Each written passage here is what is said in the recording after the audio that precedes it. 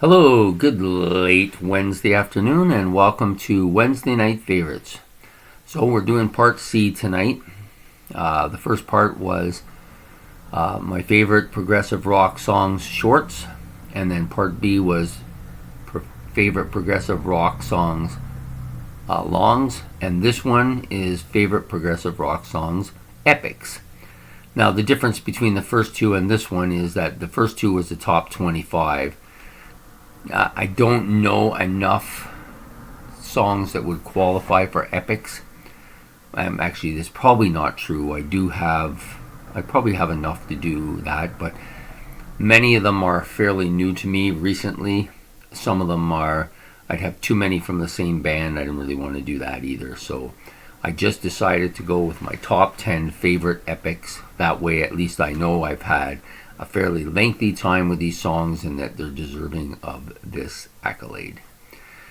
Okay, so how I'm going to do it is for my top 10, I'll start at number 10 and work my way up to number 1. At the end, I've got 5 honorable mentions as well. That way I get all of them in, pretty much. So, and normally how I decide on these songs is just based on a couple of factors. The first one is longevity. How long have I been listening to this song? How much has it meant to me? What has been its emotional impact on my life? And then, of course, how I feel about them right now. Some of these songs could change over time. I would say the top 3 have been the top 3 for more than a decade. Number 4, of course, is fairly new to the list, so it wasn't up there before. But then again, the next couple are been up there for a long time too. So most of the songs in the top 10 have been around for at least 10 or more years. 15 years. I'm saying about looking at them, about 15 years for most of them. And there's a couple that are newcomers to the list who I've really liked and have had a serious impact for me, and I'm listening to them a lot now, which really is important. So anyways, without further ado, here we go. My top 10 favorite epic prog rock songs, or progressive rock songs that are epics. Okay, so we'll start with number 10. Comes from one of the great rock bands of all time, and that is Pink Floyd. Yes, we're talking about Echoes. I like Echoes quite a bit. I haven't listened to this album much, mostly because I don't have it, but I do when sometimes when I'm listening online, I will pick this, of the Pink Floyd albums I often pick online, this is usually one of them I pick. So I like this song quite a bit, and it's inspired me to get this album. I've been looking for it. I just haven't seen it for the price I want yet, but I will get it eventually. So Echoes from Pink Floyd. Number 9 is from my favorite rock band, Rush, and yes, it's 2112. I love that song. I've loved it since I first heard it. I loved it when I went to see them on tour then. Still like it quite a bit. I don't listen to it as much as I used to. Sometimes I actually listen more to the other side of the album now because it's got some tracks I don't know as well, but I like them as well. Number 8 is a album I haven't listened to much over the years, but I did listen to it quite a bit in this particular song, and it's Carnival 9 from Emerson, Lake and Palmer. Epic song, epic stuff on this song. I love it. It's great. It's a great song. Number 7 is comes from an album that I've been listening to a lot. It's in my playlist now. I really like all the little noises and the little things that you hear in the background on this. Plus, it's a lot mellower an album than most of the stuff I listen to.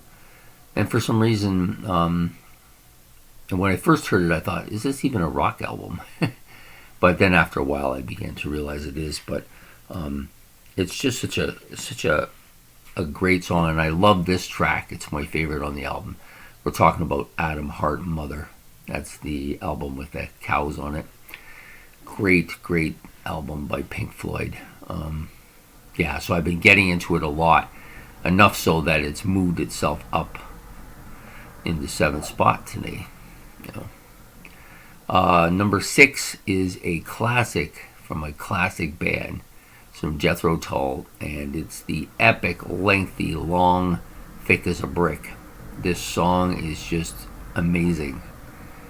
I don't listen to it as much as I probably would like to, only because it's one of those you got to sit down and devote almost an hour and a half to listening to, or 45 minutes anyways, of listening to get the full measure of it. And I like, with this particular song, for some reason, I like to sit and listen to it. I don't really like to be doing anything else. So when I first got it, I played it constantly.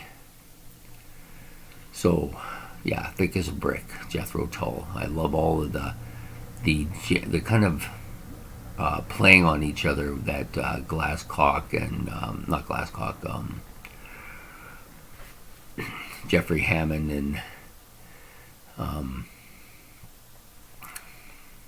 Martin Barr and Ian Anderson, they play on each other on the songs. Really, really fantastic stuff. Number 5 is the Masterpiece song. It's not as long as some of the other ones, but I mean, it's 15 minutes. That's not short. And that's Awaken from Yes. Really is a song that the keyboards on this are just off the charts, I think. Just incredible. I think the guitar is very good here too. I love John Anderson's voice on this song. It's one of my favorite songs with him singing. You can't really wear this song out. I don't think you can really wear out any of these epic clack songs because there's just so much to hear. You know, many things I'm hearing for the first time when I'm listening to it, especially if I listen to it on headphones. There's stuff I say, hey, I didn't even know that was there before. Okay, number 4 is a song that I've been listening to for about a year now, and I really think it could end up in my top 2 or 3 eventually, given time. It's heavy. The keyboards are great. The guitar is fantastic, and it's very very proggy. It's a very proggy song and has a lot of. I don't know how I never heard this before the last year or so, but I've known about this band for a long time, but I just never went there. Anyways, we're talking about Nectar, and the song is the title track from the album Tab in the Ocean, which is Tab in the Ocean. Just a great track. If you like really long progressive rock songs and you haven't heard this before, you gotta hear it, man. It's a must hear. Number 3. So the top 3 I said before are pretty much being the top 3 for looking at the 3 of them. I'd say for at least 2 decades or more. Probably at least 2 decades anyways. They haven't always been in this particular order.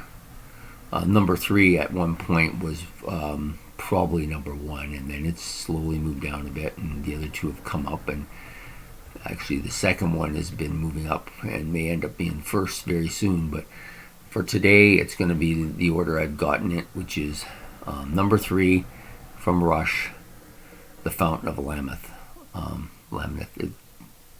I've loved this track for 40 years easily. Since I first heard it, I played it, and I've never grown tired of it. There's certain sections in it that I love more than other sections, but still overall it's an album I can play all the time because I never get tired of it. And this particular song is probably, well, it's my favorite epic from the album, you know. And then of course some of the other tracks on there have been in my other parts of this exercise we're doing, and then I'm going to be doing another exercise in which another song from this album will be on as well. So just a fantastic song. Number 2, there's many things about this song I love. I love the keyboards are great on it. I love the the lyrical part is really maybe the best lyrical part of just about any song I've heard, at least in the epic category. And we're talking about Genesis's Supper's Ready. Just such a beautiful song, it never tires. You never tire of it.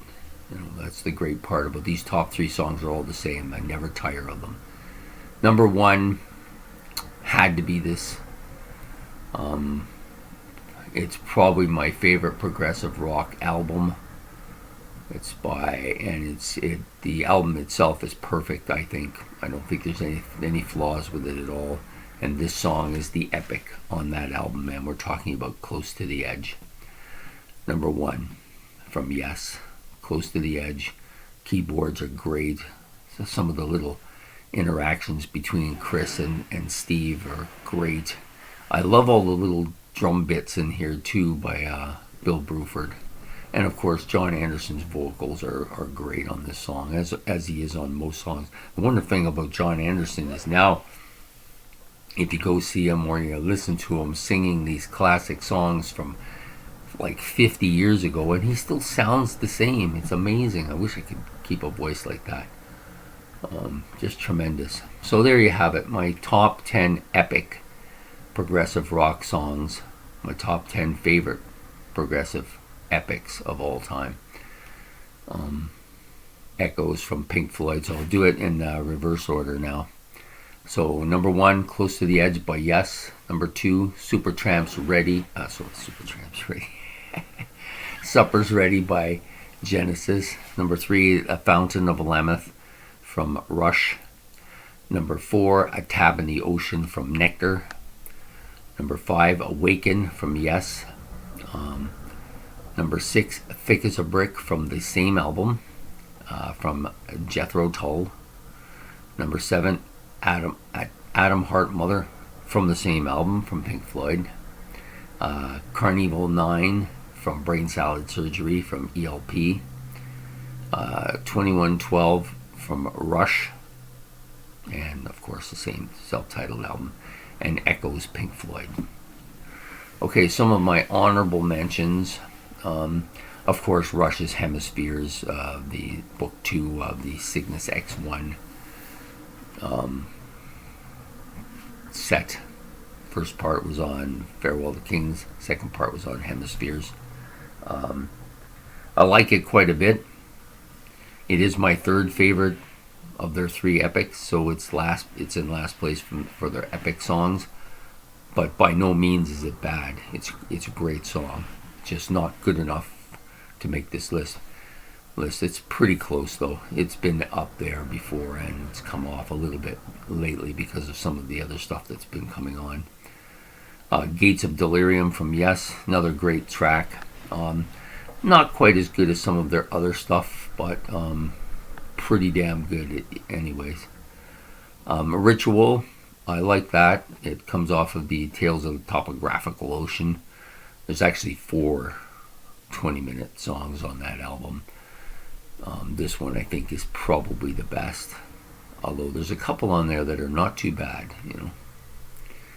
and then there's Shine On You Crazy Diamond. That's another Pink Floyd kind of lengthy song. And then a newcomer who I put on here. I've been listening to this. I just started listening to this group and to this particular album from Uriah Heep, Salisbury. Pretty cool track. Can't say too much about it yet because I haven't listened to it enough, but I think it deserves an honorable mention. Just some pretty great stuff on there that I've heard so far. So there you have it. Part C. My favorite progressive rock bands, epics, Part C. So there you have it, the 3-parter that this part was probably the easiest because there just wasn't a great deal of stuff to choose from. The only hard part was the order, not the whole order, but basically the top three songs. I wasn't sure how I felt about them until I started. Just before I started writing it, I decided to move The Fountain of Lameth to third and Supper's Ready to second. So other than that, it was not as hard as the middle. The longs was pretty hard. There was a lot of songs I liked. I had to cut out a lot of stuff I didn't want to, but had to be done. And then the shorts, I didn't know as many what was going to be below the 6-minute mark and not, and so had a lot of stuff there too. That one took the longest because it was the first one. So the 3-parter's done. So I'm going to add a part. This won't be part of it, but it's going to be a little bit different. So next week we'll be doing my favorite non-progressive rock songs from progressive rock bands. This was something suggested to me, and I thought, this is good. This will kind of fit right here at the end, like kind of an honorable thing. And so we'll be doing that next week. I'll do my top 25 there. It's kind of funny that my favorite, a couple of these groups, my favorite songs by them are probably not prog songs, and yet I love them for their prog music. So anyways, we're looking forward to doing that next Wednesday. So I hope you enjoyed this video, and please list some of your own favorite progressive rock song epics down below. I'm curious. There might be some stuff that I've actually completely missed here. I don't think so, but I might have missed, or some stuff that I might want to listen to. I've been listening to some Echoline and some Vandergraaf Generator, some Gentle Giant, and some of those bands. They don't really have any great epic songs that I've heard yet. Maybe Vandergraaf may. I haven't gotten far enough along in them to give them really any kind of ranking here. But if there's other stuff I'd love to hear, let me know. That'd be great. So if you like the video, like and subscribe. And we'll be seeing you very shortly in the near future for my next series video. And next Friday, of course, another live experience.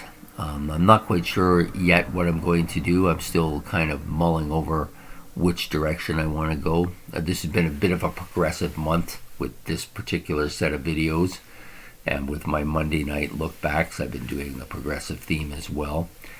And a couple of concerts that I've chosen to do for the live experience on Friday have also been from more or less progressive bands as well. So I'm thinking that once this month's over, I'm going to start doing some stuff that I've been thinking, like some of the look backs and stuff like that I've wanted to do that aren't really necessarily progressive. Give some attention to that. Might even do a guitar thing, even though I'm not really a guitar player. I'm a drummer, but still like some really good guitar stuff. Anyways, I hope you enjoyed the video, and from Prog Monster, you have a good evening and good night.